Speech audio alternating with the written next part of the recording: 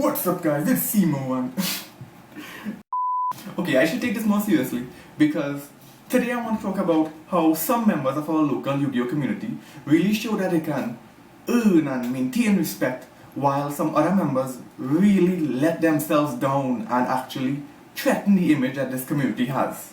So this all started at a locals tournament where I questioned one of the rulings that me and my opponent got. Now, the judge was for the most part cool. He was telling me why I was wrong and I was telling him why I thought I was right. It's normal stuff, right? But then this other judge comes and he gets a little bit aggressive when I try to explain myself. And I will get to that later. I tell the judges, okay, I accept that what you say goes now. I don't necessarily agree with it, but I'm going to look it up and come back to you. And even if I'm wrong, I'm still going to come back to you, because I know I am not beyond reproach. Keep in mind though, they say they're not buying anything besides a Konami official source. So I take this literally. I don't go to any Facebook pages or Reddit threads. I go directly to Konami. Now the next day is when I make a big mistake. I have incomplete information suggesting that I was right, and I take it to their Facebook page and say that, and I'll show you the post so you can see. Let me get my notes as well. I say that I have information suggesting that I got cheated, and I explicitly say that I am confident that all the judges are versed and competent individuals, that I am not claiming any foul play, and that it might have been an oversight. I just want to talk about it so that it doesn't happen in the future. And that is when things get ugly. Now, this guy jumps in, and I'll show his comments as well. He's like, "No one cares about your top 8. Have some respect for my judges or don't return. Judges are the law." Here, man playing Judge Dredd. Whether in your little demented shadow realm mind. That is the part where I was like, bruh. Bruh. Bruh. Bruh. Now he goes on, "Nobody wants a disrespectful and ignorant player in the community."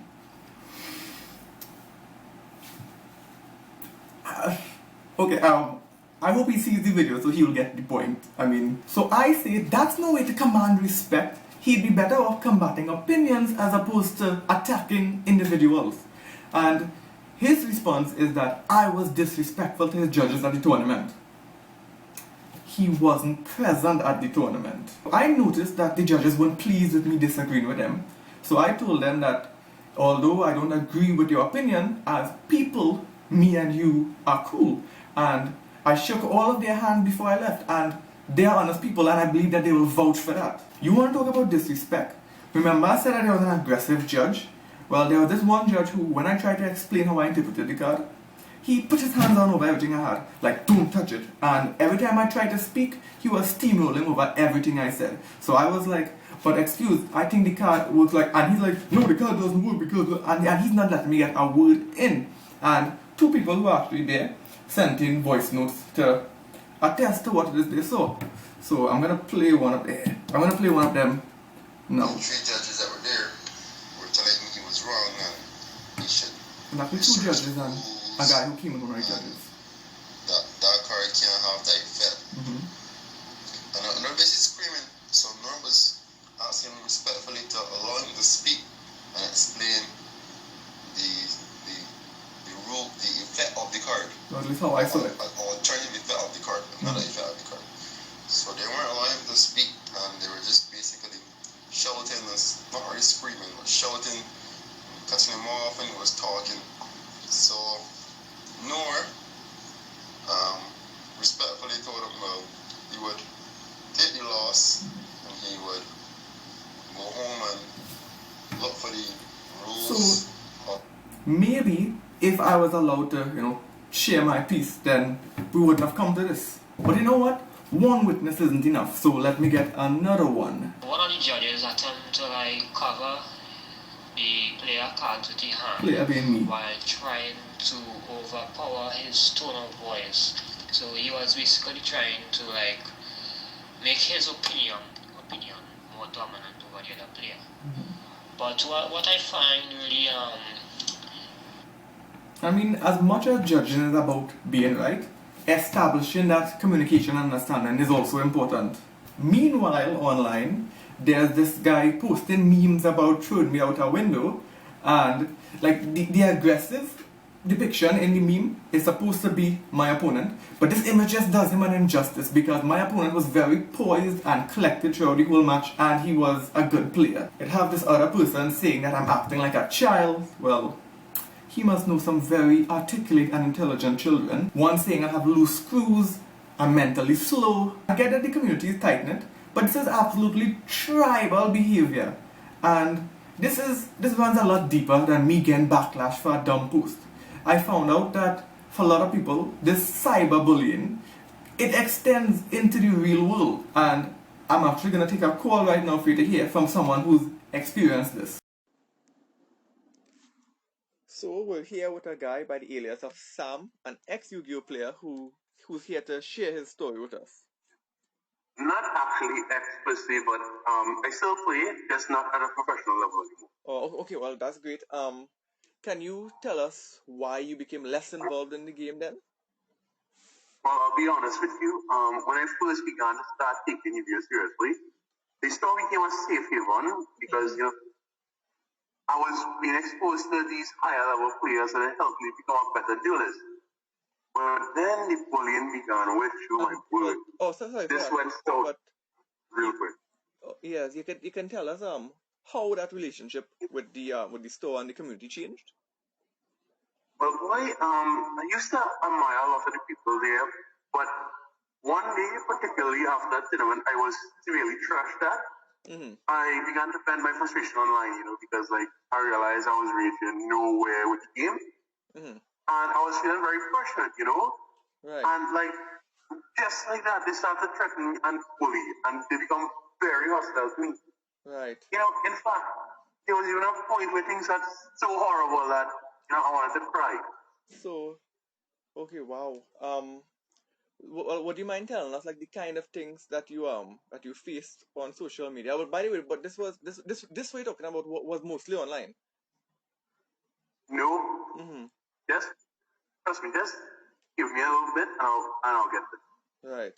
Well, the main thing that happened was insults. I was faced with a barrage of insults daily, and to make things worse, like even after I stopped thinking about it, it would just pop up randomly from a set of them. Like, really? They don't want to stop. Like, it's one simple thing I said, and they just start to rip me a new one because of it. That actually reminds me a lot of the situation that I'm in right now. But oh really? I want to find out a bit about this bullying, and did it ever migrate into like a physical space? Well, to be honest, there wasn't any type of physical interaction per se, altercation per se. But I have to admit that to tell you how bad it was, that outside the store, I was still given the ice bowl stairs and as a backhanded and offside comment. Right. Like, so, I mean, really, why? We're not in the store anymore. Like, why do you want to continue this? Right. We're not in that place. So to be clear then is that whenever you encounter these individuals and interacted with them, no matter where, then they would always like carry on the same attitude. Yeah, they would. And even when I tried to apologize, it didn't make any sense. To be honest, I apologize because in my head, I came to the conclusion that if I don't try to make some peace for them, that this would just keep escalating until it melts down. And I was like, I'm not able to receive the effects of that when I reach critical mass. Right. So I went to apologize, but boy, this was the final straw for me. Because right after I apologized, they laughed it off and they acted like it was nothing but a big joke. And like, okay, I really want to know, how is this a joke, right? When all they acted hostile to me. And worse, even if all they wanted to say was a joke, fine. But don't keep acting hostile to me even after I apologize. And I actually have a funny feeling that after people see this video, they will say that I overreacted to the comments that I received and that it was probably all in joke and in good humor. But you know, they have to understand that these things can have repercussions on people's lives. It can. It really can. But Sam, do you know anyone else who was affected similarly? Actually, yes, I do.